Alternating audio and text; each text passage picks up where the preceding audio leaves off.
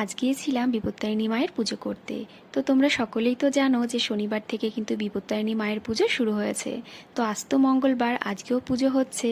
তো সেই জন্য সকাল সকাল সমস্ত কাজবাজ কমপ্লিট করে রান্না বান্না করে তোমাদের দাদাভাইকে খাইয়ে অফিসে পাঠিয়ে শিনুকে স্কুলে পাঠিয়ে তারপর কিন্তু চলে এসেছি এই যে ঠাকুর মন্দিরে। তো দেখো এদিকে ডালাটা আমি সাজিয়ে নিয়ে এসেছি বাড়ি থেকেই। আর সমস্ত সুতো টুতো মানে যেগুলো 13টা সুতো 13টা মানে দুব্বা লাগে সব কিছু বাড়ি থেকে একদম রেডি করে তারপর এসেছি। তো অপরদিকে আমার শাশুড়ি মাও কিন্তু আমার সঙ্গে এসেছে, যদিও মা উপোস করেনি, আমি উপোস করেছি। কিন্তু মাকে বললাম, মা চলো, কাছাকাছি যেহেতু মন্দির, তো চলো তুমিও যাবে। তো মা এসে এখানে বসে আছে আর এদিকে কিন্তু আমি পুজোটা করছিলাম। তো দেখো এসে দেখি ঠাকুরমশাই অলরেডি কিন্তু পুজো করতে বসে পড়েছে। আর ওদিকে কিন্তু আমাদেরকে ঠাকুরমশাই ব্রত কথা শোনাচ্ছিল। মানে বিপত্তারিণী মায়ের যে ব্রত কথাটা হয় সেটা শোনা কিন্তু খুব দরকার যারা উপোস থাকে। তো সেই জন্য মানে যারা অঞ্জলি দেয় তাদের কিন্তু এই ব্রত কথাটা শুনতেই হয়।